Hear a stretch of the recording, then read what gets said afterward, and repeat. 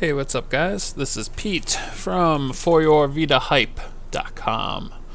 I am talking over a bunch of psychedelic images, which can only mean one thing. Well, it can mean a lot of things, but in this case, it means Persona. Persona 2, actually. I am doing both Persona 2 and Persona 3. But I figured I would start with 2 because I like things to be in order. I just picked up Persona 2. I've been working on Persona 3 for a couple weeks now. So all of this footage is very early in the game. Actually, what you just saw was before the title screen. And the reason, usually I don't show sort of full motion videos and stuff, but that's a big part of Persona, is that it is a visually striking game. It's all about sort of the art style and the atmosphere it creates and all of that. So the biggest difference between Persona 2 and Persona 3 is Persona 2, it costs $5 more, and people may be wondering why that is. The reason why that is because it actually came to the PSP later, because these were all PS2 games. So Persona 3 came first to the PSP, and then Persona 2 came later.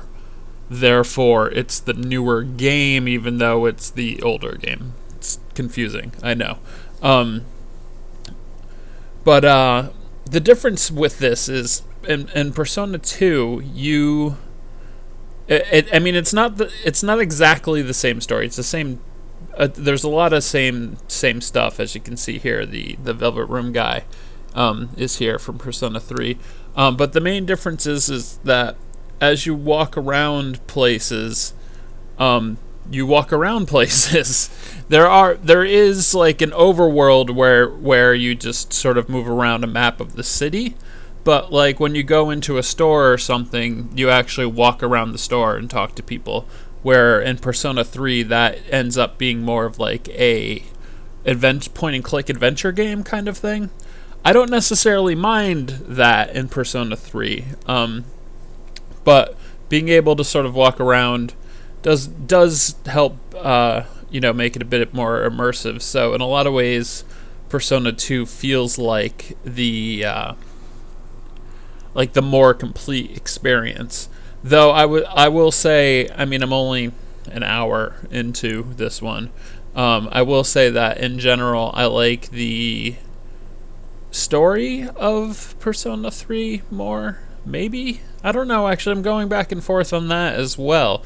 The biggest problem with Persona 2 compared to Persona 3 is being an older game, there's less hand-holding, what you think is a good thing, and it probably is a good thing, but I am trying to make this video, right? And the game is not telling me where I need to go. It's not telling me what I need to do. It's basically, it wants me to go explore and learn things on my own, which is fun.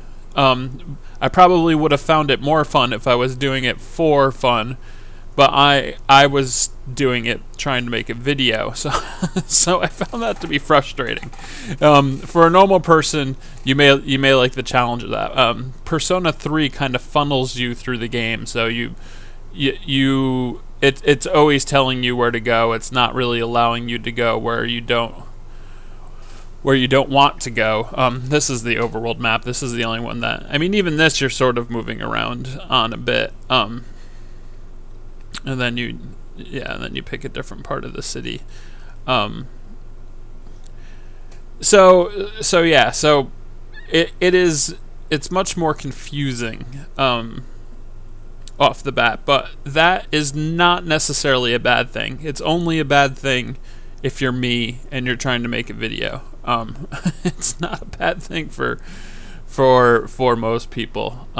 So I guess you can consider this the bit more hardcore Persona, where Persona 3 is a little bit slicker. But they're both amazing games, and really you should play both. The first Persona I have not played, but I've heard from multiple people that at this point it just feels so dated that it's basically unplayable.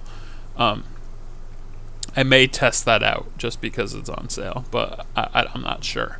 But I highly recommend both of these, and I am quite excited for Persona 4 coming this fall, because I had never played any of these games until I started Persona 3 about a month or 2 months ago.